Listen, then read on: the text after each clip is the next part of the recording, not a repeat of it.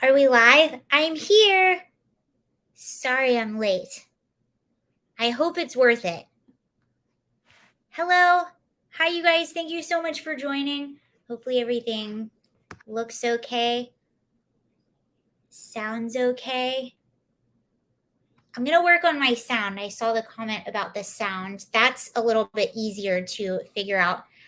Hi, I just got finished uploading a bunch of videos. I uploaded a bunch of stuff that I think will be very, very cool. Sorry, I'm lip glossing. Hello. Yeah, I'm lip glossing.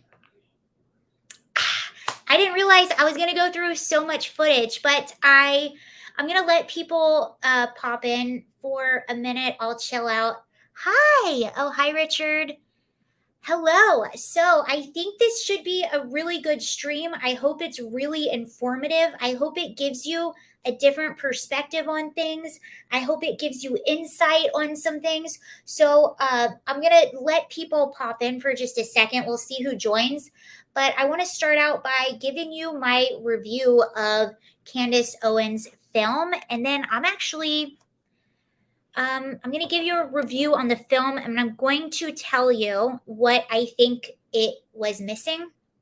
And instead of just reviewing the film and tell you what I think it's missing, I want to show you what I think it's missing, because although I liked the film, I think there were a lot of missed opportunities, and I'll let you know what I think those are.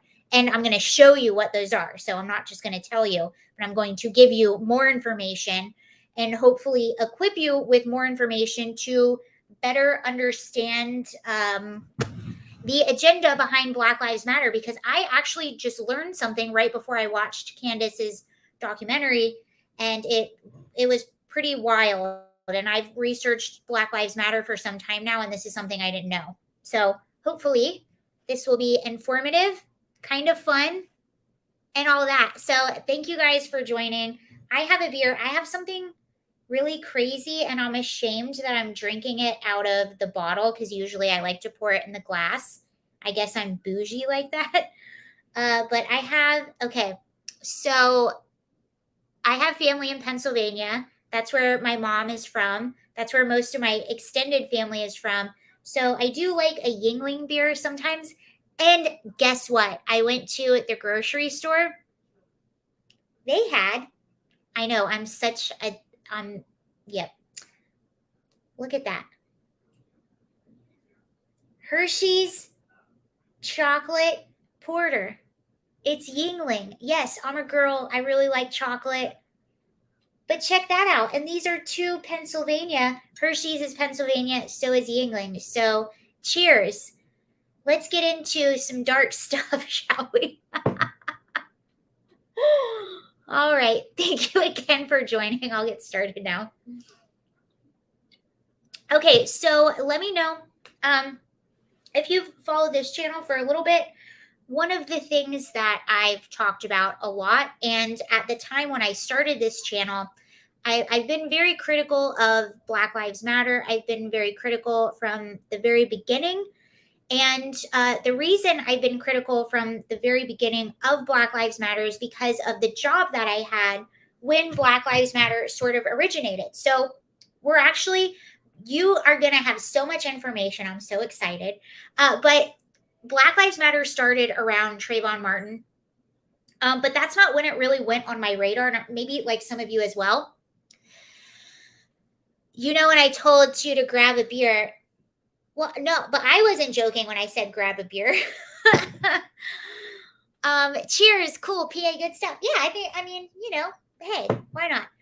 So it started around Trayvon Martin, but it really came on my radar, and maybe some of you as well. It's when it really took headway in our media at sort of the next level was Ferguson, Michael Brown. That's when I learned about Black Lives Matter, sort of in the frame that we know right now. So Ferguson happened, Michael Brown, and then we saw a lot of riots ensue in Ferguson and a lot of protests and things like that. Well, at that time that happened, I had actually been working for, I was living in Denver, Colorado, and I was working for the city of Denver. I worked in the projects, and I was working with at-risk teenagers. I was a counselor, and I worked for essentially social services, CPS. Denver Human Services is the umbrella that I worked under. And I worked with low income, at risk teenagers. So I worked with teenagers that were very likely to have interactions with police officers, that were very likely to get in trouble. They were at risk. And many of them did have lots of interactions with police officers. Many of them did get in trouble a lot. So as soon as I saw the rhetoric behind Black Lives Matter, I was like, this, there's something else going on. This doesn't seem like it's really helping anyone that they claim to help. Specifically, at the time, working with at-risk teens from all backgrounds that were very likely to get in trouble. So seeing that rhetoric from Black Lives Matter basically saying, yes, cops are against you. Yes, they are out to get you. Also, looting and rioting, that's what you should do. It's justifiable because you're angry. From my perspective, I'm working with kids that do have anger issues, that do have family issues, that don't know how to work through their emotions in a way that's appropriate. So a part of my job was trying to help them figure out how to get through this life in a productive manner, given all the things that they had been through or are going through. So for that to be my work, and then for Black Lives Matter to come along saying that all cops are bad, they're all racist, they're this, they're that, I knew that wasn't true, because we also worked in tandem with police officers. I saw you say something about my sound, so I was making sure the sound was okay. Anywho, that I've always been suspicious of them. I've always felt like they have an agenda. So even before I started doing research, even before I started commenting on things publicly, I was very skeptical of them. Anyway, so let's fast forward to now. So we all lived through 2020. We all saw the rioting. We saw everything that happened. And we've been talking about Black Lives Matter for a really long time on this channel and criticizing them. So let's just fast forward to right now. There's been a lot of information that has come out about Black Lives Matter. We all, I think, are pretty much on the same page that Black Lives Matter is kind of a scam. Although there are other, sectors of the population that probably are not engaged and don't know these things. So Candace Owens has been working on this documentary for about, as far as I know, for about a year now. She's been talking about it, I think, for about a year. And it finally came out. It actually was supposed to come out months ago. They pushed it back. And the reason they pushed it back, it was told that I was trying to make kids better people. And then Black Lives Matter comes along and they're like, no, you don't have to be better. You can be bad. That's essentially how I felt at the time when I was watching the protest. Also, I was smart enough to know at the time, because we had so little information about what actually happened in Ferguson. So I was like, well, I just want to see what happened. I want to know all the information. I want to see what happened, and then I'll make my decision. Was it wrong or was it justified? We didn't know. And then we found out the original story about what happened was not true.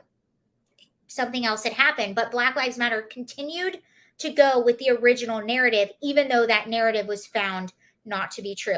Just another thing. But anyway, let's fast forward to Candace Owens is releasing her documentary. So yes, it got pushed back. And the reason it got pushed back months was because during the time that Candace was making this documentary, the financials, all of a sudden, I think they had to submit their financial forms, their tax forms. So we had a lot more information as far as where this money specifically went. So naturally, and it was understandable, if you're doing an expose on Black Lives Matter, and while you're doing it, those financials are revealed, you're probably going to want to take a break and put those financials in there.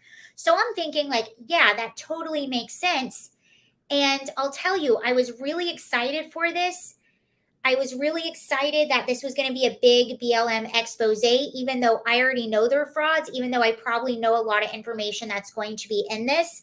I thought, this was going to be the end all be all. I was really excited. I wanted Candace to go really hard.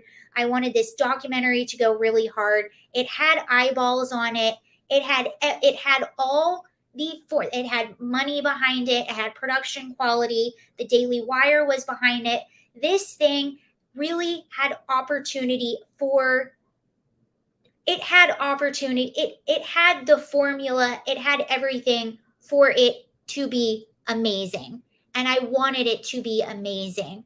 I promoted it on my socials, whether it's a social that has a few or a lot of followers, because it varies on all my socials. I promoted it on all socials. I was excited about it. By the way, just before I move forward, I'm a fan of Candace Owens. I'm a supporter of hers. I have a lot of respect for her. I think she's a great communicator. She gets her point across. She does a good, the premiere for it had Kanye West.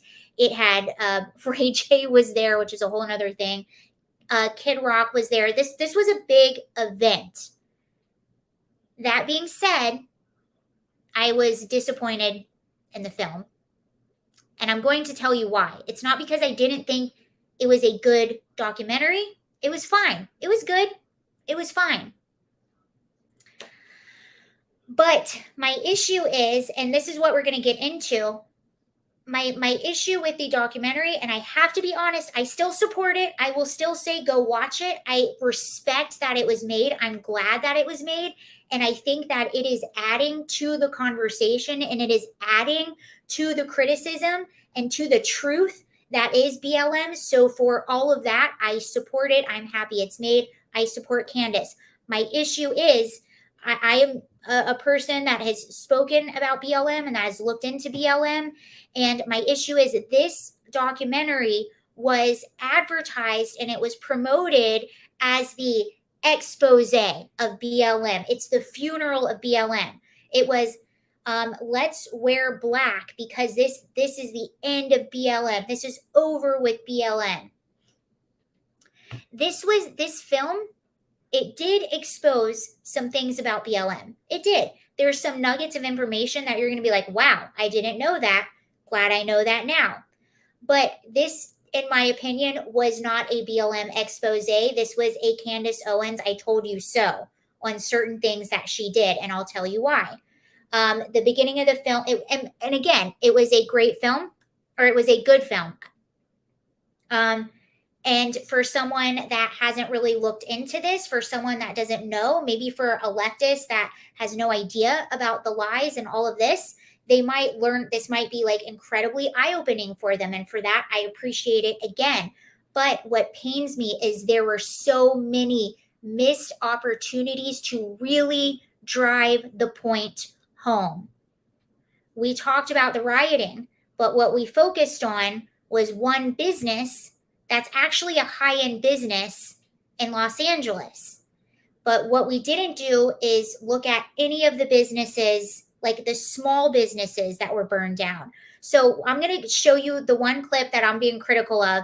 And the reason why I say this was not a BLM expose. So the film started out with Candace Owens. This was a video that she released in like right when all the George Floyd stuff started happening. She released a video where she was talking to the camera and she said, why are we making George Floyd a martyr? He's a criminal. He has a criminal history. He was resisting arrest. He could have possibly had an overdose of fentanyl. Why are we making him a martyr? And I do remember when she released that, she got a lot of backlash. Dave Chappelle came at her. All these people came at her, and it was visceral and it was gross and it was just really, really awful and mean. Some terrible, awful things were said about Candace. And I agreed with her when she put that video out. These are things that we should look at. Why are we making this person a martyr? Yes, what happened was terrible. But so I think a lot of this was Candace Owens getting crap from that and her being like, I told you so, which that's fine. It was still a good documentary. But again, it was touted as this is going to be the death of BLM. But if that's what this documentary was going to be, you left a lot of stuff out. We didn't go into the agenda of Black Lives Matter, the Marxist agenda. We didn't go into the puppet master behind Black Lives Matter. We didn't go into the death that happened as a result of the riots. We didn't go into all of the small businesses that were destroyed. We didn't go into any of that. And that's where I was a little disappointed. And the first about 30 minutes of the film were on George Floyd, which again, that's fine. And I think it did expose the media narrative. There seemed to be two main points on this documentary. It was the media narrative around BLM, the fact that BLM, maybe not two main points, the fact that BLM did not financially support George Floyd's roommates. And also it went into, at the very end, it went into some of the financial specifics with a portion of the money that was donated to BLM. But again, this film was held for months because those financials came out, but the whole section that covered the financials was about 10 minutes. And it wasn't very investigative. Yes, they called around to some people, but they didn't actually go to these places. They didn't have an investigator go to these places. So to me, it was like throughout the film, it was like, we're on to something here. And it's like, okay, we're right here. And then to me, it just kind of falls flat. And I'm going to show you one example. So again, I love that Candace put this in the movie or in the film. I love that the producers put this in the film. I think this was a great point to bring up. But this was the only thing that we discussed when we were discussing the riots. There were a few montages of the damage, but if you're going to bring up the property damage, I don't think it's helpful to highlight a high-end store and have that be the only thing you highlight. And again, I know why she did it, but here, let's just watch it and then we'll talk. Women who have been murdered. To the extent. That's not it.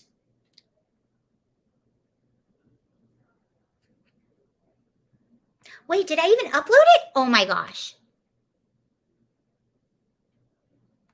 Hold on, let me upload that one.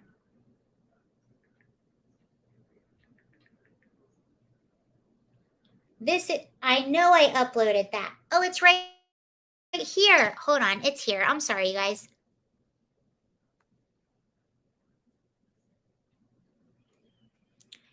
It sounds like 2,000 mules.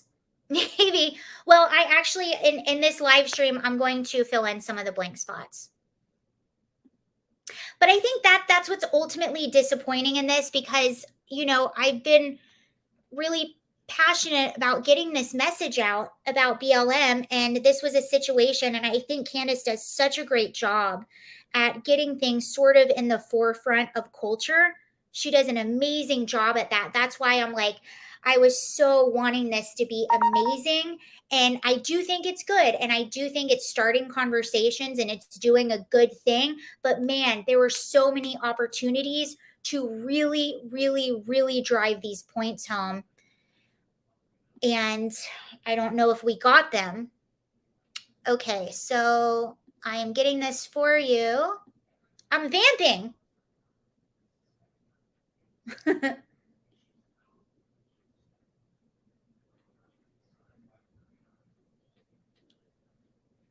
Where did the Blue Lives Matter? I don't know.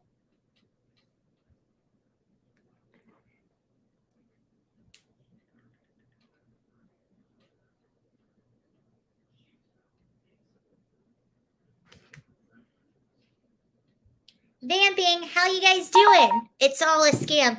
You know what? Fun P, you're probably right. I think I'm in this phase of my life where I feel like I'm a 90-year-old man and I don't trust anyone. And I'm just like, I just want to put all my money into a shoebox and bury it. And I don't want to trust anyone. That's what I want to do. Okay, thank you guys for bearing with me. I had, what happens is when I'm preparing, I go down little rabbit holes and I just want to keep gathering information so that I can keep sharing it with you. And then I end up being late. Where the heck did that just go? No, you're right. They are stealing everything that isn't nailed down. Yeah, I'm telling you, like, I'm just in this phase, and it's like the more that I research stuff for these videos and these live streams, and the more that I learn about things, it's just like, dang, we are just we are just consumers for everyone. We're just little numbers. What can we sell to this person? What kind of vote can I get out of this person? Okay, can I try this for the last time now?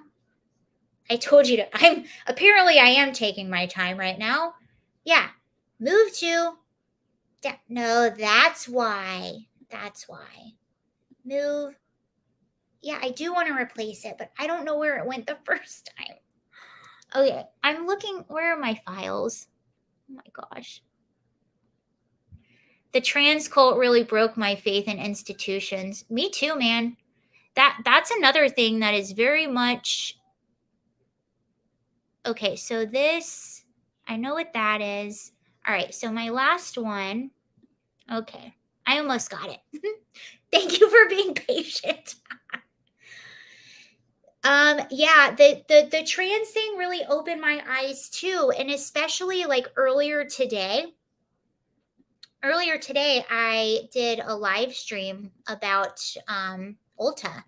And when you really look at this stuff, a lot of people try to get into these conversations about culture. And oh, it's this. That's what's not loading. I don't know if this is going to load. Oh, here we go. Okay. Okay, this is what I wanted. Okay, we'll get back to that conversation. Maybe look in a download. No, I was taking it out of my download folder to put it in my desktop. I got it now. Okay, so this is a clip from, we'll get back to that conversation in a minute. This is a clip from Candace Owens. Yes, once you see it, you can't unsee it. This is a clip from Candace Owens' documentary. And this is where she kind of goes into, it has been another minute.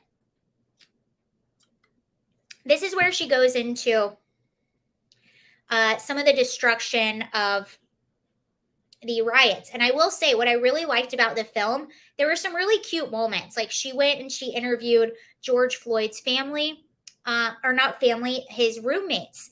And what I thought was really compelling in the film was that his roommates, the family of George Floyd never reached out to the roommates. They never visited the roommates. George lived there for a while. They never reached out to him. They didn't pay his bills. George Floyd's car was sitting there. It never got repossessed because they didn't have access to his information. So they had all this money in back rent. They weren't able to get his car repossessed. So it was basically just like rotting in the driveway. And I will say, Candace Owens, she paid his back rent. They got his car out of there. And it was really telling about how people are in these situations and how the media will spin things. And I did think that was a cool moment. There were great things in the film, but we're just going to fill in some of the missing parts. But this is one part of the film, okay? And you can see she says here, during the summer of 2020, Black Lives Matter rioters caused over $1 billion in damages to small business owners. Okay, so she does bring up the small business owners, but let's watch together.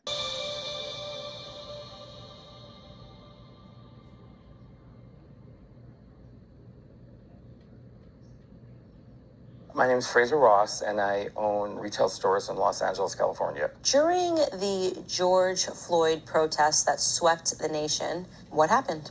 We were looted for over $400,000 worth of merchandise. Wow.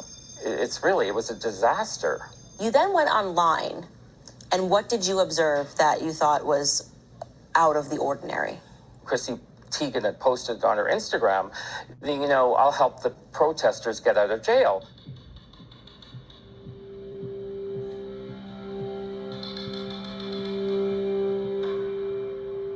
Then she said, well, let me up it to another 100,000.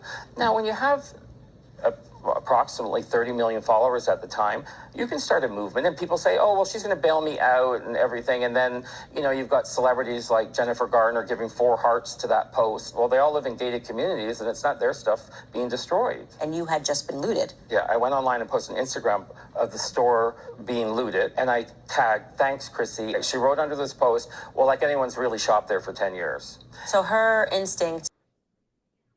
Okay.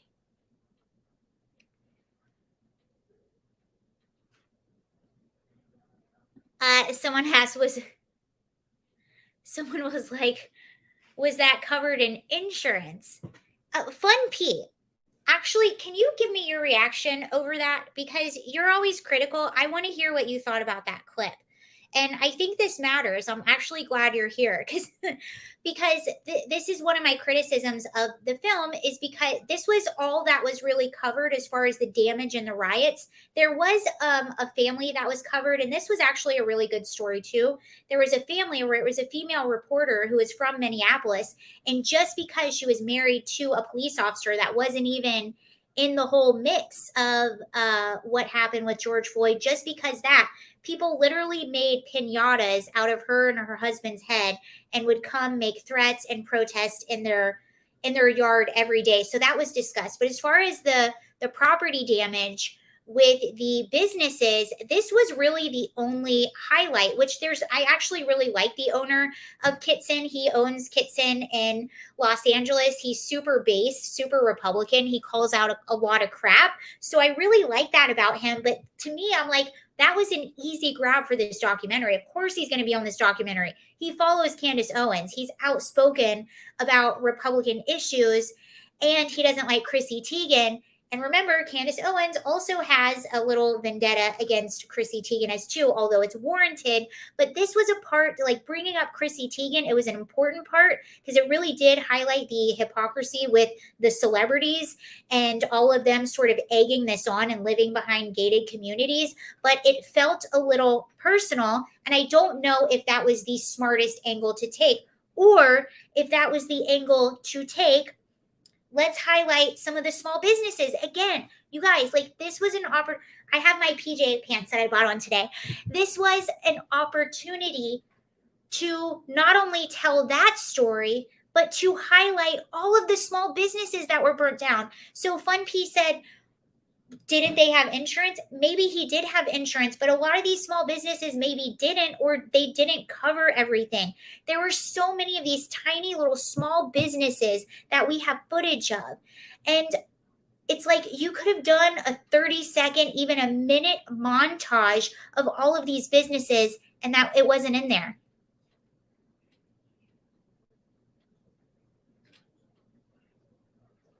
Hurricane Ian cost $100 billion in damages paid by the government. Is this live? Your beer turned up. Oh, it is live. Oh, we drank at the same time. Insurance never covers all the damages. Yeah. So, and that's what wasn't included. And that's what kind of, to me, felt like it felt like such a missed opportunity.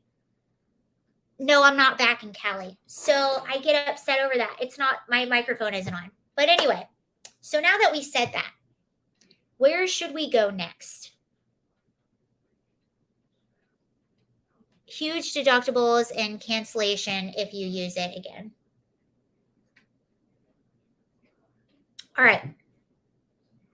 Another reason I was a little disappointed in the film, and this is where we're going to kind of fill in the gaps, because again, this was advertised as the funeral of Black Lives Matter. This was the expose of Black Lives Matter. And yes, it did expose things. It exposed some nuggets of things. It exposed some of the financials. But if you really want to expose BLM, you're going to go all the way to the beginning. In the film, Candace's film, she did go to the beginning. So Black Lives Matter really came about around Trayvon Martin. And hold on, let me get something really quick. I know I have PJ pants on. Don't laugh at me. Okay. Ow. Do I have a trolley? Who's Tinder? Get out of here. How do I block this person? Yeah, block you. Sorry, I had a little Tinder troll. I do use a straw sometime with beer. Have to be honest. But usually, I usually like to drink out of, if you just joined Yingling Hershey's Porter, because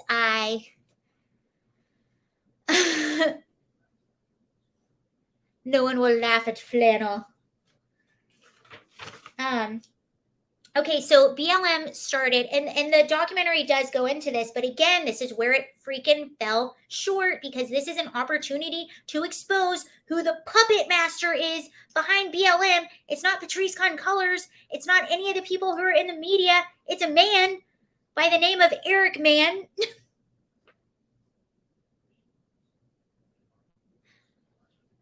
I used to love Yingling too, and then I just happened to see this in the grocery store, and I was like, that's two things. 1 + 1 = 2. Okay, so BLM started with Trayvon Martin. That's where it really started. But like a lot of us, it probably came on our radar with Ferguson, Michael Brown. That's where it really came on my radar. And that's where I really started being suspicious of them. So in the documentary, it does talk about where it started with Trayvon Martin, but it didn't go really into who it started and why it started and what the ideology is behind it. And to me, if you're going to make a film exposing BLM, you can't not add this stuff. This is another element. Which can I taste more of? Yingling. Well, you know what? I'm not used to a Yingling porter, because isn't it a lager? Isn't the typical Yingling a lager? So this is a porter. Hershey's, I don't know. It tastes like chocolate beer. Okay, so right before I watched Candace's film, I watched a film called Uncle Tom 2. I highly recommend this. You will pay to watch it, but this is a great thought-provoking film. And I want to show you a 30 seconds? I want to show you a portion of this film, which caused me to go down a spiral and learn who this person is. So let's just watch this together. I think it'll kind of speak for itself. But when I show you this, and when I show you what else we're going to watch throughout the rest of this stream, you'll kind of understand where some of my opinions are coming from. I don't want chocolate in the beer. I'm a girl. I want chocolate in everything. Okay, so this is a short clip from a documentary called Uncle Tom 2. This is a follow-up to a previous documentary. These are useful idiots.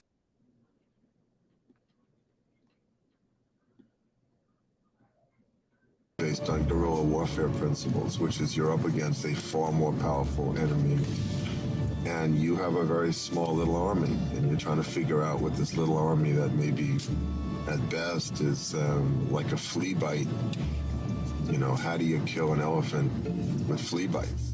We start with the intersection of the Black and Latino community as a strategic alliance that's central to building a broader multiracial left.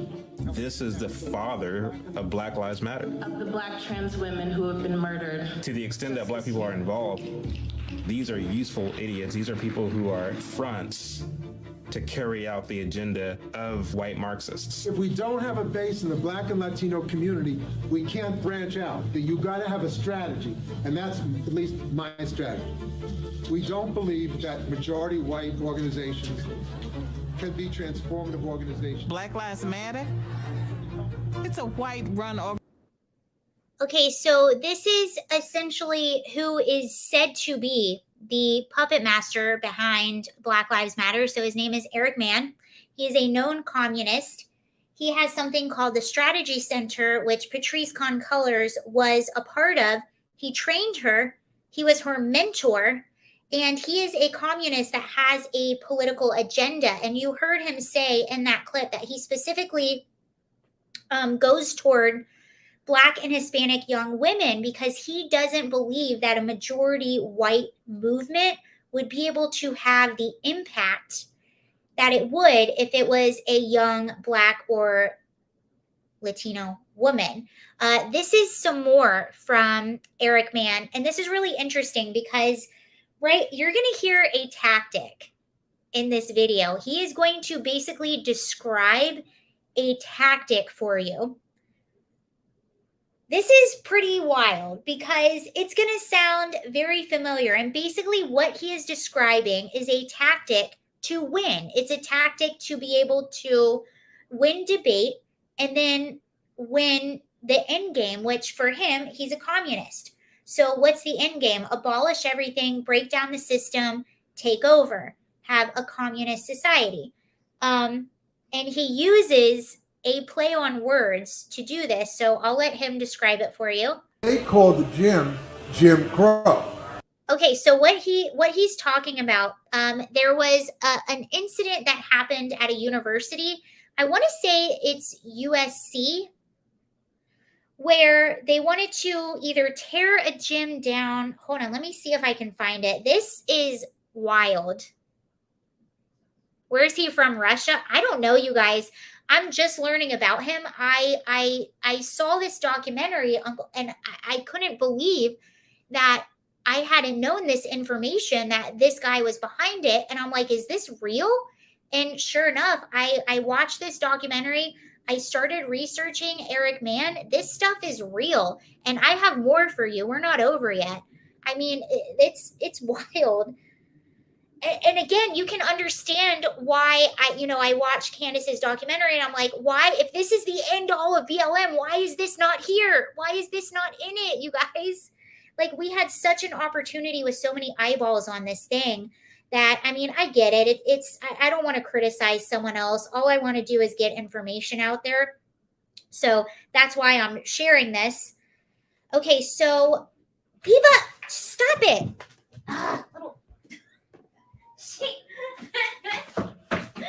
Sorry, it's my cat. I can't win. I swear. She only waits until I'm doing something and then she decides to be like a pain in the rear. Okay, so this was a situation at a university where they either wanted to tear down a gym or build a gym. And the people at the university wanted to win this argument, so they started calling it Jim Crow. They started doing a play on words, but I want you to hear him decide, or I want you to hear him discuss this situation, and I want you to hear him talk about how this is a good strategy, and let me know if it sounds familiar. One of my lessons, spoiler alert, is whoever wins the terms of the debate eventually wins the politics. So when we started telling the school board, stop military racism, it actually influenced the chief of police in LA that I'll tell you about. This is a fast forward. But they called the gym Jim Crow. G-Y-M, Crow. Get it? So as soon as they called the gym Jim Crow, in my opinion, that was the end. You won. Because who wants to say, no, we must keep Jim Crow? Right? So you see, and then, it's not called Jim Crow. Well, as I tell people, Coca-Cola doesn't care. If you say, I don't like Coca-Cola, I hate Coca-Cola, they say, just keep saying it. So the more you say, I don't like Jim Crow, don't call it Jim Crow, that Jim was dead. But it's not that easy. So first you win the battle of ideas, right? But now you have to win the actual power struggle. Think about the brilliance of rhetoric that was used during the 60s and how much we give all these young people say, hey, I invented the spoken word. Let me break it to you. We knew the spoken word. What an incredible... So he is talking about using a play on words to win an argument. And he the way he discussed it was, as soon as we started using Jim Crow, it was over. Okay, so this is what he's referring to. 1968 protests at Columbia University called attention to the Jim Crow and got worldwide attention. See? You see how they spelled it? Jim, G-Y-M, Crow. And by calling it that, If they build the first story, blow it up. If they sneak back at night and build 3 stories, burn it down. And if they get 9 stories built, it's yours. Take it over. Maybe we'll see them in the weekends.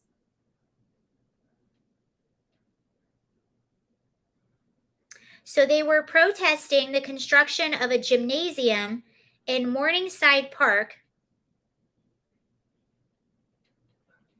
So what they did is they called the gym Jim Crow. So they started calling it that, Jim Crow, Jim Crow. So if you say, no, I want the gym, you're saying, oh, you want Jim Crow? No, I just want the gym. Oh, you want Jim Crow? No, I want the gym. But they do a play on words. They associate those words with together so much. And what do they do now? So they'll do it, police are systemically racist. Police are systemically racist. Police are systemically racist. So then when you say, well, I want police, I want more police. Oh, you want police? So you're for systemic racism? Wait, no, I just want police. Oh, so you're for systemic racism. Wait, no, I want police. Black Lives Matter global organization. Black Lives Matter. I don't trust this organization. Oh, so you're against Black Lives? No, I just don't like the organization. Black Lives Matter. So you're not for Black. No, I just don't like the organization. So there you have right there. He is telling you a strategy. It's a dumb strategy in the sense that it holds no merit. It really holds no truth. It's a manipulation technique. It has no basis in nuance and debate. It's only there to shut down your opponent to win. And he says, if you win debate, it's yours. And if you listen, you would hear him say, the minute we labeled it Jim Crow, it was over. We won. We knew we won. That's the tactic. Idiotic? Yes. Does it move anything forward? No. But does it work? Yes. Is that not the tactic of BLM? All right. So the next video is, you've probably seen this one before, but I have another one after this that you haven't seen. I don't think you have. I haven't seen it. And but here you have Patrice Cullors, and I'm putting this, you guys have seen this video, I know you have, but I'm putting it here for the people in the back that maybe haven't seen it. But this is Patrice Cullors, the co-founder of Black Lives Matter, talking about how she is a trained organizer and how she is a trained Marxist. And keep in mind, this guy, Eric Mann, he had something called the Strategy Center, which Patrice Cullors was a part of. You'll hear her talk about that in the next clip. She's going to specifically talk about how her and this guy, Eric Mann, how he is her mentor. But here I just want to show you how she says that she is a trained organizer. I also think that it might, I think of a lot of things. The first thing I think is that we actually do have an ideological frame. Myself and Alicia in particular are trained organizers. We are trained Marxists. We are super versed on sort of ideological theories. And I think that what we really try to do is build a movement that could be. Okay, so that's just a short clip of Patrice basically saying, yes, I am a trained organizer. I do have an agenda. Now I want to play this clip, and you guys, organizer. And so this is one of the reasons that I was late. This was a 35-minute interview this was filmed in 2018. Sorry, I have the beer hiccups. This was filmed in 2018. And this was a 35-minute long interview with Patrice Cullors. I watched the entire thing. This is one of the reasons I was late. This was very painful to get through, but I got through it. And I got this nugget out of it. So I really worked for this. It was really hard to watch this whole interview It was very painful. It was very telling. But in this clip, she's referring to Eric Mann, the man that I just showed you, and she's basically saying that he's her mentor. And you guys, this is what I don't understand. This was in 2018. Like, all of this information, yeah, I had to watch 35 minutes of this interview and it was quite painful. But I was able to gather it just like YouTubing stuff. I was able to gather all this information from YouTube. And it's like, to have people that are making these big documentaries, to have like huge commentators that are talking about this stuff. And I'm going to show you, I'm not letting you down. I have more stuff for you. And they don't bring this stuff up. It really freaking bothers me. I have to be honest with you. It really bothers me because this to me is very telling. This separates the agenda behind this movement from what the movement is saying what they are, and that's what you have to do. Okay, so here we go. This is an interview that Patrice Cullors did in 2018 on Democracy Now! And you're going to hear her kind of gushing about the man that I just showed you. What's his name? Eric Mann? Yeah. The Black Lives Matter theme, and also talk about the strategy. You mentioned you had come out of the Strategy Center. What was the Strategy Center? Well, I'm a trained organizer, and so I think sometimes people think that because Black Lives Matter is the biggest thing, that's the first thing I ever did, and it's not. I was trained knocking on doors, getting on buses and passing out flyers and getting people to join organizations. The Labor Community Strategy Center is my first political home. It's where I would be a part of what it's famous for, which is the Bus Riders Union. Started by an old friend of mine, Yes, Eric Mann. Eric Mann, that's my mentor. And that hashtag Black Lives. So she basically says right there, yes, Eric Mann, he is my mentor. Like, he trained me. This is what we're doing. So you saw him, you know who he is. You know Patrice Cullors is, yeah, they do. And they have destroyed neighborhoods. They have destroyed lives. Okay, now we're going to go down. I hope you guys are following me on this journey. So that was sort of the origin of Black Lives Matter, and that what was left out of the documentary, because we talk about the origin, we talk about Trayvon Martin, but what we didn't talk about is that Patrice Cullors was in the Strategy Center. Her mentor was Eric Mann. He is a known communist, and Patrice Cullors has said that she herself is a communist. Not only that, Black Lives Matter had a communist manifesto, and their manifesto said, that they want to break down the family unit. They want to abolish private property, which is really ironic because Patrice Cullors has quite the profile of real estate now. So she seems to be a beneficiary of private property, yet the manifesto on the Black Lives Matter website said that they wanted to abolish private property. And keep in mind, too, we also had information that not only did Patrice Cullors buy these mansions in these white neighborhoods, Topanga, you guys, Topanga, California is too white for me. It's too gentrified for me, okay? Look at me. You can laugh. It's fine. I'm just saying, like, I wouldn't want to live in Topanga. It's just it's too much for me. That's where she bought property. That's where she threw her son a lavish birthday party. The same woman that wants to break down the family unit. And by the way,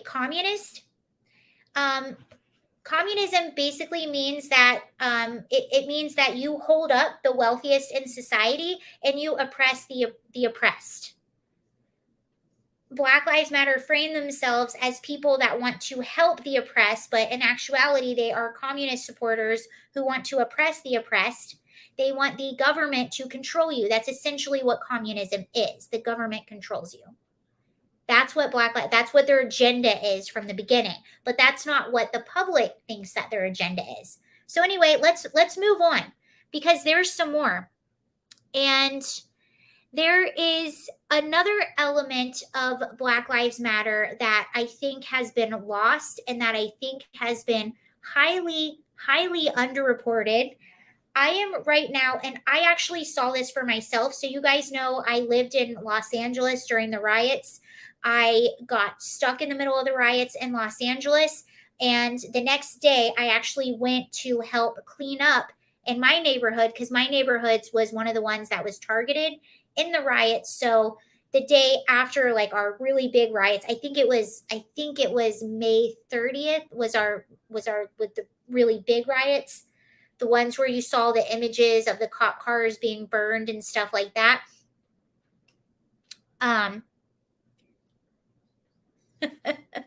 Topanga it's a bit much for me.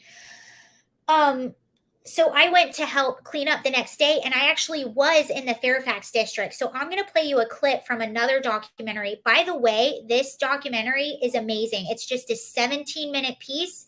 It's Inside BLM by Ami Horowitz. When this posts, I will link it in the description. Highly recommend watching it. It's a great look inside of the organization and the leadership and their beliefs behind BLM. But this was something that was highly underreported. And right now, a lot of things in our conversation are about, like, Kanye West and his anti-Semitic tweets. But in a lot of these celebrities, right, they're really outraged over these anti-Semitic tweets. One of the ones in particular is Jamie Lee Curtis. She is outraged because of Kanye West's anti-Semitic tweets. But what they weren't outraged about, and it's interesting that these are celebrities that are talking about it, because many of them live in Los Angeles. Many of them live directly adjacent to West Hollywood, where a lot of these places were targeted in the riots. And what Ami Horowitz is going to say in the clip I'm going to show you, and what he's going to show you, and what I'm going to talk to you about, is the fact that there were synagogues that were vandalized and defamed and were spray painted with anti-Semitic stuff all over them under the guise of BLM, and not one celebrity spoke out about it. But Kanye West has a few tweets, which I'm not defending. I don't know enough about it to defend it. But what I'm saying is, you are really upset and horrified over these tweets, yet you had actual synagogues in your neighborhood that were vandalized, that were targeted, that had anti-Semitic stuff spray painted on them. And not only were you silent, but you advocated for the organization that did this. And I know that not everyone in BLM knows that this happens. They don't support this. But let me tell you, I have a feeling, this is my personal opinion, I have a feeling that, yes, I very much think that the organizers knew that this was happening. I very much think they knew all the violence was happening. And I very much think they took a stance on not speaking out against it. So I'm not coming after the supporters of Black Lives Matter. I'm trying to open their eyes to the reality behind what happened in 2020 and this organization. So that's where we're going next. Where we're going next is what really happened in 2020. What are some of the stories that you didn't hear about? So we're going to look at the anti-Semitism, and then we're going to look at Sequoia Turner, because nobody talks about this girl. Nobody. And her story is very significant. So, oh my gosh, I just went off into a little thing. Let's go. So this is from Ami Horowitz documentary, Inside BLM. It's free on YouTube, 17 minutes long. Ami Horowitz, AMI Horowitz, and it's Inside Black Lives Matter. This is a clip. Distinct anti-Semitic flavor don't seem to matter to BLM. There is a group of people who seem to matter very much to the organization, and it is deeply disturbing. Much of the Black Lives Matter leadership has taken on a distinct anti-Semitic flavor including being outspoken supporters of the openly and unapologetically anti-Semitic Louis Farrakhan, and Patrice Cullors, one of the founders of BLM, called for the destruction of the only Jewish state in existence. If we don't step up boldly and courageously to end the imperialist project that's called Israel, we're doomed. Most disturbing was what happened on May 30th, 2020. By the way, this area that you're going to see in this footage, this is where I went the next day to clean up. So I was in this area the very next day cleaning up after the destruction that you're going to see. When a Black Lives Matter Los Angeles protest became a riot in the heavily Jewish Fairfax district. In what is a widely underreported event, they destroyed or defaced Jewish businesses, Jewish schools, and every... So, may I have to block this person again? Get out of here. So what he goes on to say is every synagogue in this area was defamed and vandalized. Oh, this is from a different article. But yeah, this was another thing that was widely underreported. I didn't hear about this anywhere. And what was so crazy is that even when I went to clean up the next day, I wasn't paying attention to that. I wish I would have been, but I wish I would have been. But I remember seeing, I was in the Fairfax district cleaning up, and I remember, because you're thinking, you're like, no one would do that. Like, no one's targeting these areas for a specific reason. I remember seeing there was a nursing home, and there was a cardboard, like, makeshift sign on the nursing home that said, "We have sick and elderly in here. Please leave us alone." It's been popping up in a lot. Well, I blocked it, and then it came back.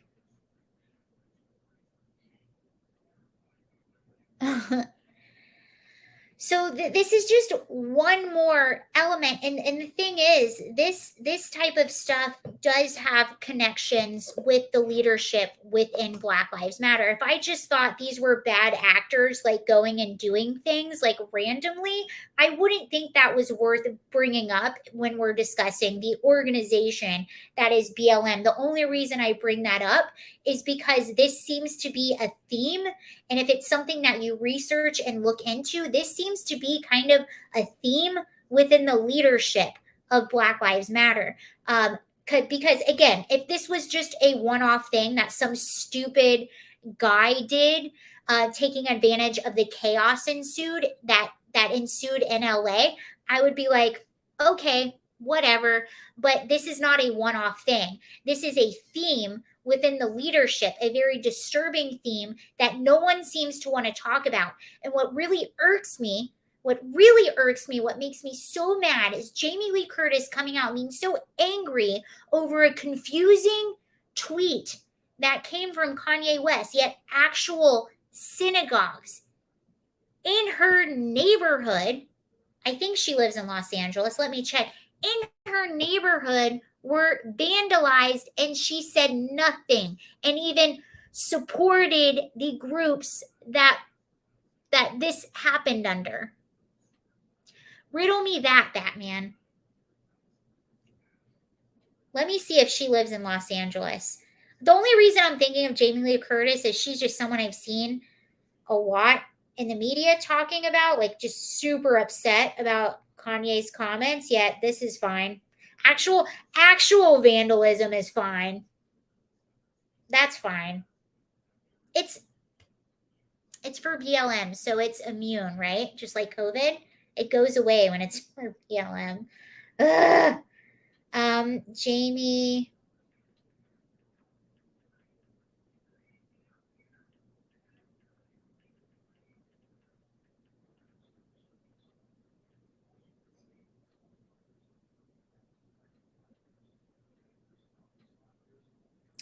Okay, so they have a home in Santa Monica, California, but again, just right next to Beverly Hills. It's right next to West Hollywood. It's right next to all these areas. It is right next to where these synagogues got defamed. She didn't say anything when that happened.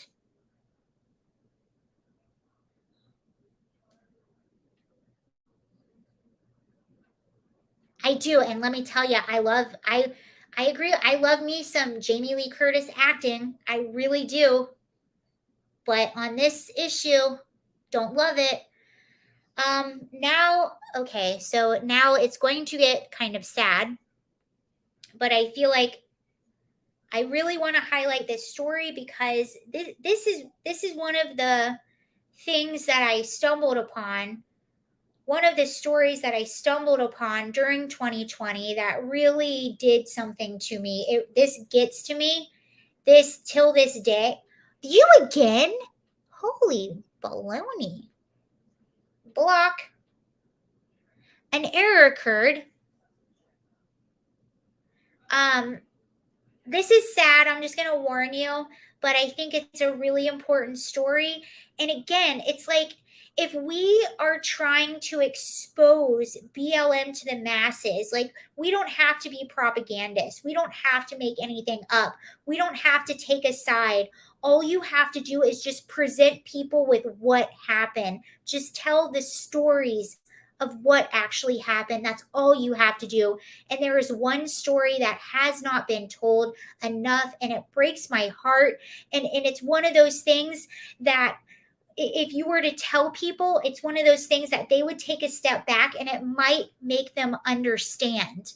Like this story actually would get people to understand, but this wasn't in the documentary.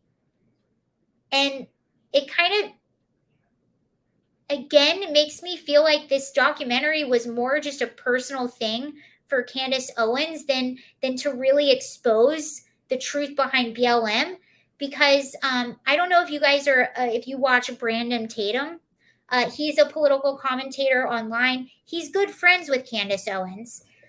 He actually spoke about this story and this little girl, and he got in contact with her family and actually did a GoFundMe for her family, and raised over $100,000 for this little girl's family. And this is a little girl by the name of Sequoia Turner.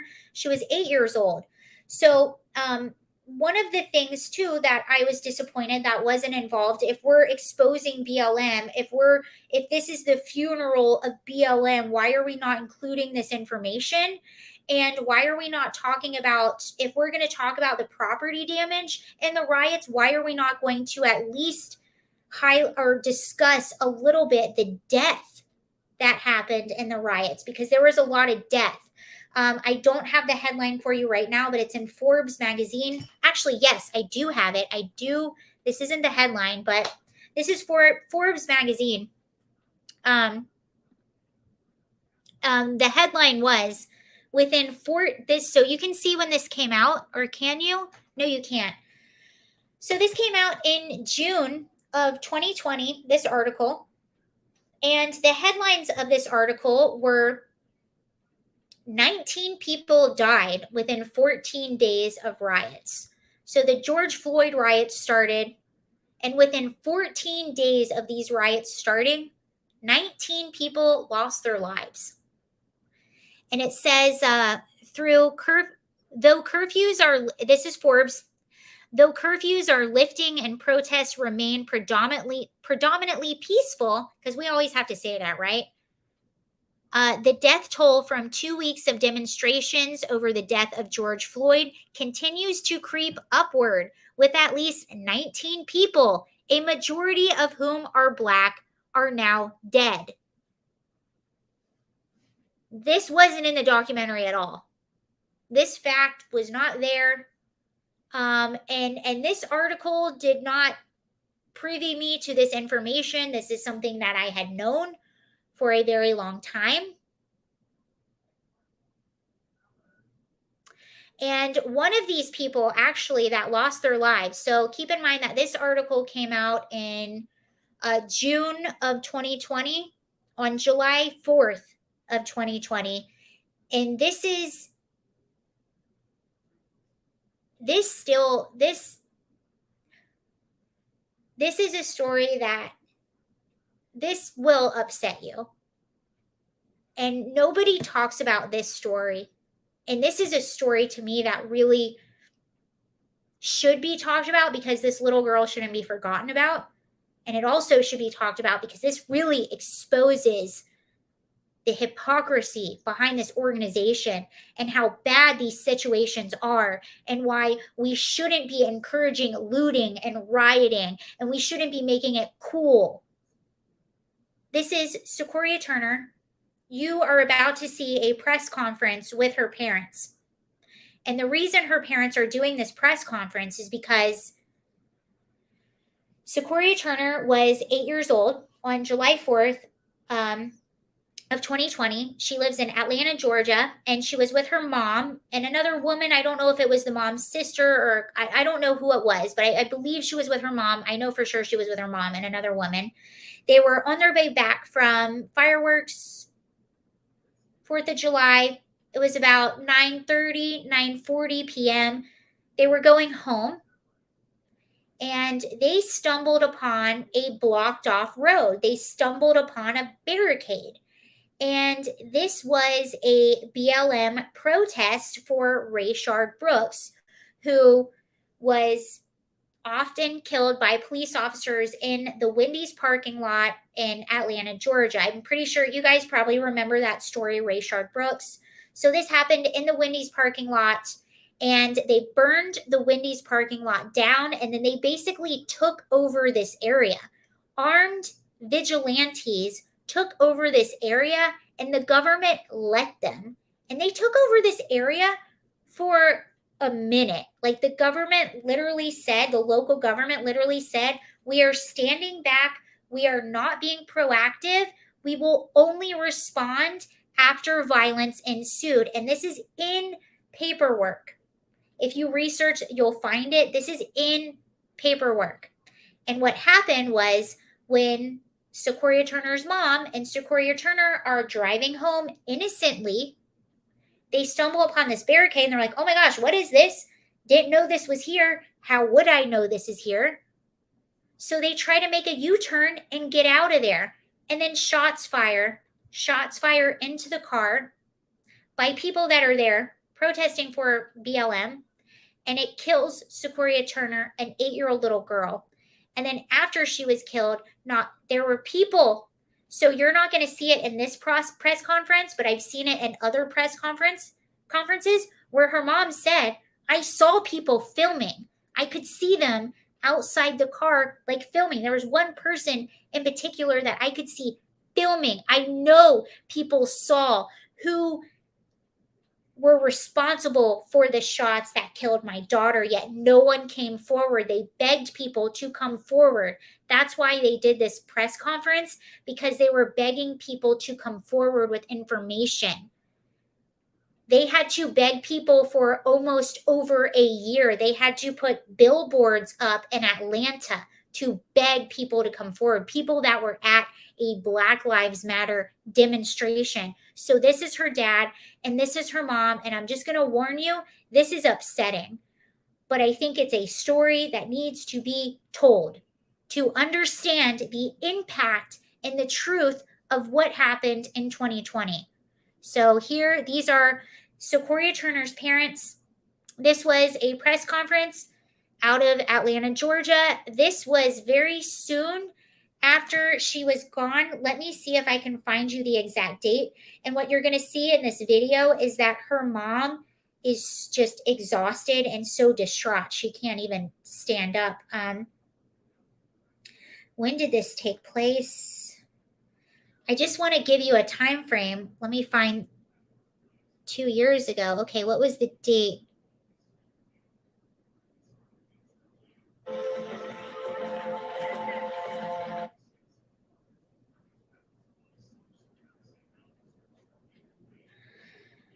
So this was posted.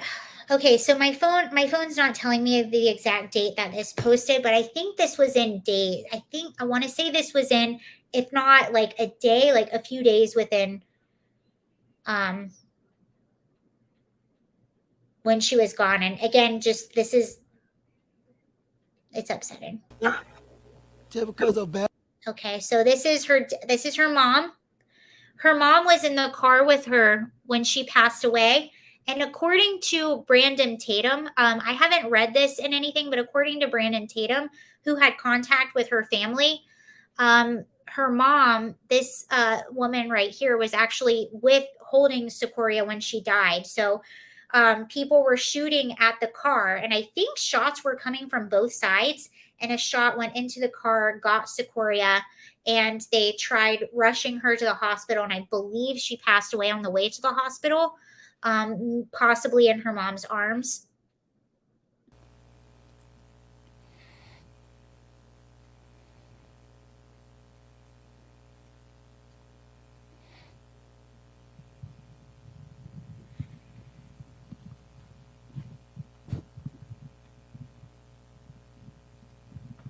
They say Black Lives Matter.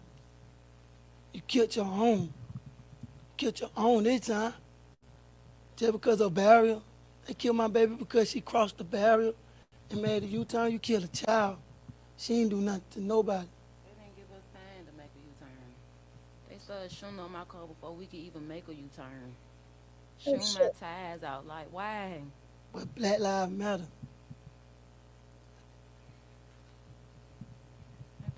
Shot in her bed.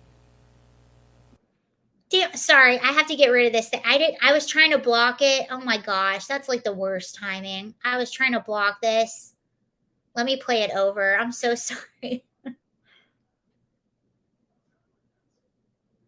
You hit the remove at the same time. I wonder if that's what happened. I'm gonna have to play this over. I can't believe that just happened. That's my fault. I'm so sorry. Oh gosh, I'm so embarrassed. I didn't want that to happen during this clip. How do I get rid of this? Oh my gosh. Okay, there we go. Let's watch this again.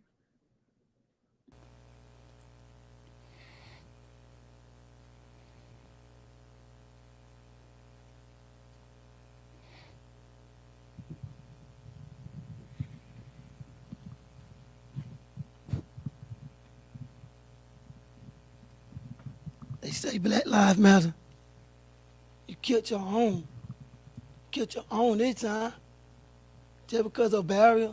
They killed my baby because she crossed the barrier and made a U-turn. You killed a child. She ain't do nothing to nobody. They didn't give us time to make a U-turn. They started shooting on my car before we could even make a U-turn. Shooting my tires out. Like, why? But Black Lives Matter. Was shot in her bed. Killing your own. Nobody there to help You me. killed an 8-year-old child. Nobody. She ain't did nothing to now one of y'all. She just wanted to get home to see her cousin. That's all she wanted to do. She just wanted to get home. She had in my own. It actually, the press conference gets a lot more heartbreaking than that. The mom, you can see she's just exhausted and heartbroken. And what happened 2 minutes later in that interview, they actually went to the mayor of Atlanta. And while the mayor was talking, they had to carry the mom out. The mom just got so distraught, they had to carry her out, which is understandable. And you can just feel the pain. And I was hesitant because I don't want to share people's worst moments, but you also want to get the story across that this happened. Nobody covered it. And you want to know what else? Not even a lot of conservatives covered this. Nobody covered this. Brandon Tatum covered it. I covered it back in the day. But nobody covered it. Nobody knows about Sequoia Turner and her parents. And this story is big to me. And so I hope you guys understand when, I say I was disappointed in Candace's film. This is why I was disappointed. It's not because I didn't like her film or I didn't like her. It's just that so many eyes were on this. She got so much attention because of this film. There was so much set up. There was so much that, and these are the real stories, and they just weren't told. And I don't understand why they're not being told. And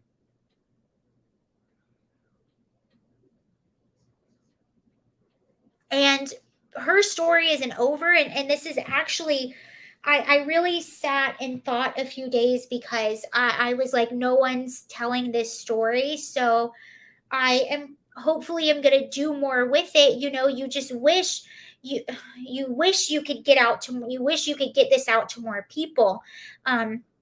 Especially this story. And this isn't the end of this story, you guys. This went on. This Sequoia's story is ongoing. I'm going to give you an update. This was out of a local news station in Atlanta just a month ago. So there's updates to Sequoia's story. Her family is suing the city. And just so you guys know, they tried to find, there are 2 people being charged now with the murder of Sequoia Turner. Guys, this has so many freaking layers. It's unbelievable. I don't even know if I can tell you all of them right now. I'm going to try. So this happens. They do this press conference, right? They do a bunch of other press conferences after this press conference. They put billboards up all over Atlanta begging people to come forward. Do you have any information? You're not a snitch. I promise you're not going to be a snitch. We're not going to tell people who you are. Please come forward. Please help us find justice for Sequoia. And nobody came forward. It took over a year for 2 men to finally come forward. So, and apparently from what prosecutors are saying, these are 2 blood members of the gang, the Bloods gang, that apparently Rayshard Brooks was a part of. So Rayshard Brooks, you know, we got to protest. Apparently he was a member of the Bloods, and these were his gang members that were out demonstrating on his behalf. I do have to say that Rayshard Brooks, his family's attorney or his attorney, is saying this is not true. He was not a member of the Bloods, but I'm just saying this is what news reports in Atlanta are saying, that these were his buddies that were in the Bloods. Okay, so these guys come forward. They finally turn themselves in after a year. No one comes forward with information, even though people were there, even though people witnessed it. And they're there protesting for Black lives. Although this little girl, this innocent little baby, lost her lives. Her parents are destroyed forever. How could you not be? So when the guys finally do turn themselves in, guess what? Surprise, surprise, they have rap sheets. They have really, really long rap sheets. And Sequoia Turner's dad actually did another interview. He's been on the news a lot. They have been really outspoken. Her family has been extremely outspoken with trying to get justice for her. So I commend them for that. And her father came on the news and he said, yes, I'm happy that these guys got caught. I'm happy that they are in the system now. But I look at their criminal sheets. Why are these guys on the streets? I look at their criminal history. They have this crime. They have this crime. They've been charged with this. They've been charged with this. Why are these guys on the streets? That's what Sequoia's dad said. They shouldn't have been on the streets. They have so much criminal history. They have so much crime in their history. Why are they out in public? Good question. So now Sequoia Turner's parents are actually suing the city of Atlanta because they allowed armed vigilantes to take over this area. They're also suing Wendy's for not securing. So I'm going to let you hear this. So this little tiny news clip came out about a month ago. And this is the last update I have from Sequoia's, this is the last update I was able to find on Sequoia Turner's story in the media. But this is something that I don't want to let go. and I've sort of gotten a new fire lit under my butt, for lack of a better term, researching what to talk about for this video, just finding her story again. But let's look at this. Oh, thank you, Gary. Gary says, love the show. Thank you. I appreciate that. And thank you for the super chat and the donation. I very much appreciate that. I love hanging out with you guys and talking to you guys. So thank you, Gary. So, yeah, Glenn just said, wow, Sarah, I had not heard about these updates.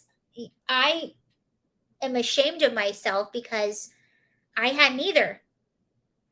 And it's because I just hadn't looked for them. But I don't want to let this one story go. So this is a local news segment that came out of Atlanta. Very raw for. I believe this is an attorney for Sequoia Turner's family. Very raw for both Sequoia's mother and father, and they're having a difficult time. And what adds to the difficulty is the role that the City of Atlanta and the City of Atlanta Police Department played in Sequoia's death. They still find it unbelievable that the city would stand down when lawless elements had taken over a part of the city. Harold Spence says Sequoia's family is still deep in their grief over the loss of their daughter and still hoping justice will be served. Her father made a point to thank everyone who has thought of or prayed for their daughter in the 2 years. So there's that, you guys.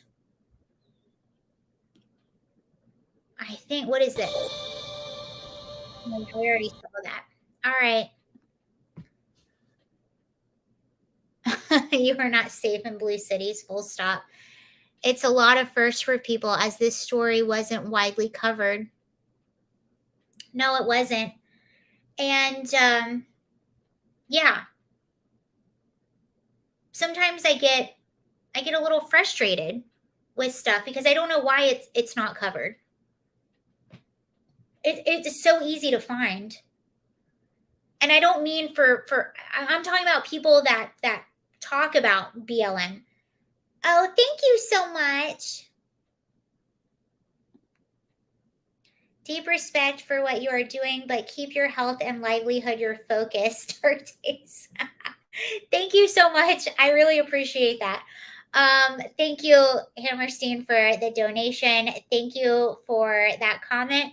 And you know what? I do want to say something to that, because that's probably why I've been so inconsistent with my content, is because I don't think I've talked about this a lot, and I'm actually working on an updated sort of a walk away video to really take you guys into what I experienced in LA before I left and what happened after, because what I experienced, seeing the rioting, seeing all the violence, and just seeing the mass delusion that everyone just subscribed to without much convincing, even with the obvious, like, blatant hypocrisy, seeing just how everyone subscribed to that, it kind of did something to me for a minute. Like, I needed to really take care of my mental health and take care of my physical health and just process it all. So that's one of the reasons why I've been so inconsistent, because I need to make sure that's okay before I relay information or before I get in front of people or anything like that. But now I am in that place, and now I'm reflecting back on things and seeing, like, wow, this is a story that I would like to be told. This is a story that I would like to be told. And hopefully I would like to focus on telling those stories that aren't told. It's also my frustration with commentators who expose BLM and blah and this and that. And it's like, why aren't these stories being told? This takes if you're researching something, this takes like 5 minutes of researching to find. Like, it's there. It's all there. It's not hidden. I almost titled this live stream "The Secrets of BLM" But you guys, these are not secrets. They're not secrets. It's out there. It's all out there in the public. All you have to do are take the puzzle pieces and put them together, and the truth is right there. Ami Horowitz, the 17-minute, the Inside BLM, this is one of the things he said. He said, what really surprised me is that nobody's talking about this stuff. He goes, all I did, the leaders of BLM, they're not hiding this stuff. If you go, are you an abolitionist? They will say, yes, I am an abolitionist. Yes, I want to burn it all down. Yes, I want to abolish prisons. They will tell you that to your face, but nobody is asking them that. Nobody is reporting on that.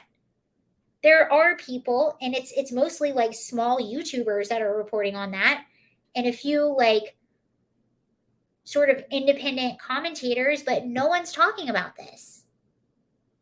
And the reason, and one of the things I bring up too is Sequoia Turner. This is another significant part about her story, is that her dad is saying, this guy, these guys that have turned themselves in, that are allegedly, we have to say that, right, responsible for the death of my daughter, they should have been in prison. They should have been in jail. Given their rap sheets, why were these men on the streets? That is what her father said.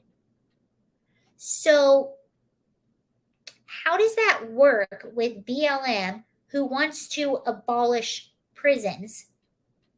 It doesn't. And that's why I really think that if the majority of the people knew the truth behind BLM, knew what they were really all about, knew what their true agenda is, knew the real destruction and the real tragedy and the real heartache that happened as a result of these riots, specifically in the year of 2020, I think that most people would not support them. You don't need to propagandize. You don't need to prove a point.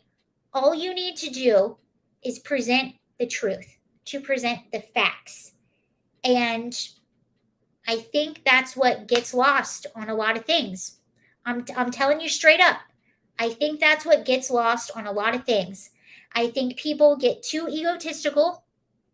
I think they get too their own narrative driven, and they lose sight of what is important. And what is important is telling the stories and giving people the truth and giving them the information. Because I honestly believe, I believe this with most issues. I really believe that about 80% of us agree on most things. The issue is we're getting our information from two different sides of the aisles, and we're getting a lot of biased information. And Sarah, don't you think that most people were just, yes, Fun Pete, yes, that's a great point. I actually want to highlight this comment because that's a really great point.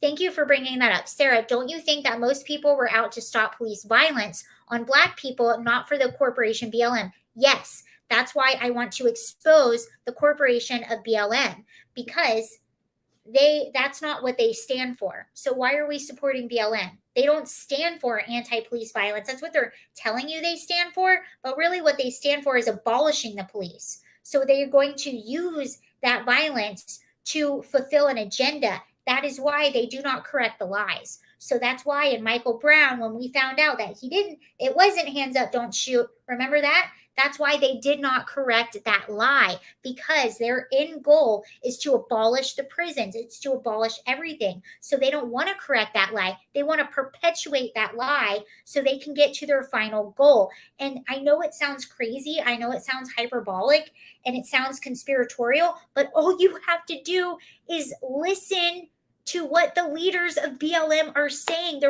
They're saying it. We want to abolish the prisons. If you watch Ami Horowitz's documentary, he goes and he interviews the leaders of BLM, and they're basically saying, we want to tear down everything. We want to abolish the prisons. So I do think that the majority of the people that were out there marching and supporting Black Lives Matter, I do think that they were out there supporting police brutality on minority communities, but that's not what they were supporting.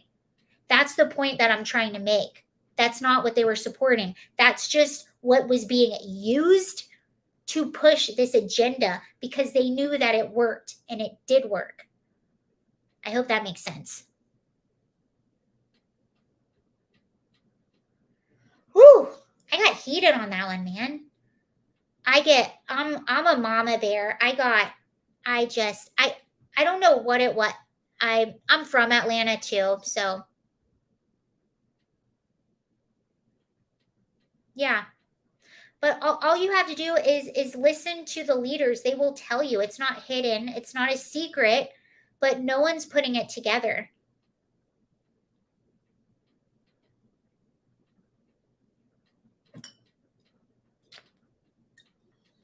You should have given me a super chat for that. Take another swig of beer.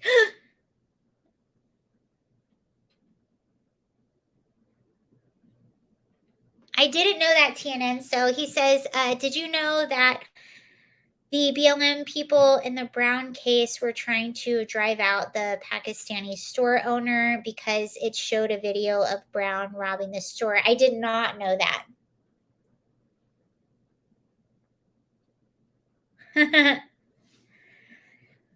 All right, you all. I think I'll wait. I'll see if there's any more questions that pop up, but I'm pretty much, I think that was everything that I had for you. Thank you guys for watching. This is a subject I've been really passionate about just because I saw a lot of destruction. I don't think it was necessary. I think that we can be against police brutality, and I think we can speak out against those things, and speak out against racism, and speak out against all these things when we encounter these things. But I don't think the way that we were going in 2020 is the way to go. And I really wanted to tell or to share some of the insight or some of the stories that I don't think were told or shared, because I think that they matter. And my biggest thing with so many people is that, like, I just don't think that with my liberal friends, it's like, I don't think that it's a tragedy that the little girl wasn't made a saint like George Floyd. Yeah. Oh, wow. Oh my gosh. Wait a second. Thank you, Fun P. You just gave me a super chat. Fun P, who always criticized me, says, thanks, Sarah, for solid work. That is a really big compliment, and I appreciate that. Thank you, because you're always giving me shit. I really appreciate that. That made my night.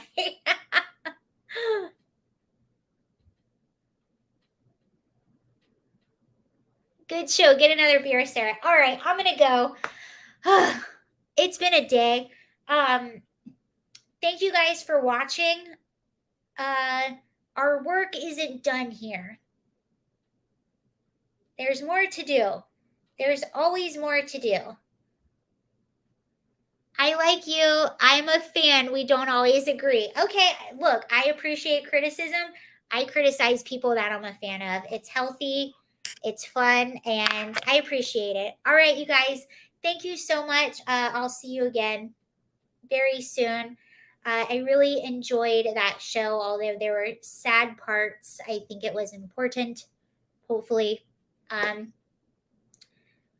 Look up Sarah's Beer Gate. Everyone's telling me to drink.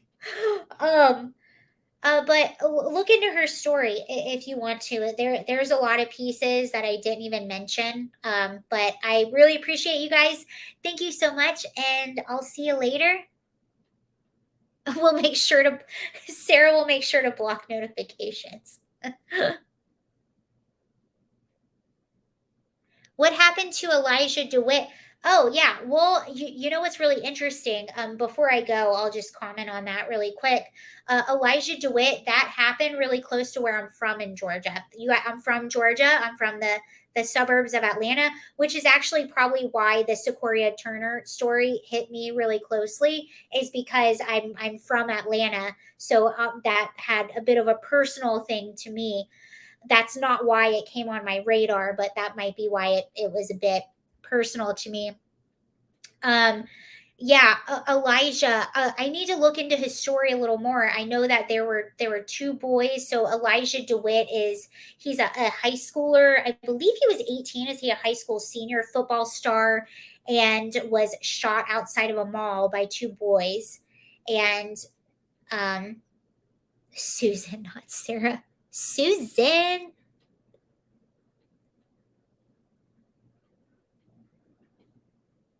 Okay.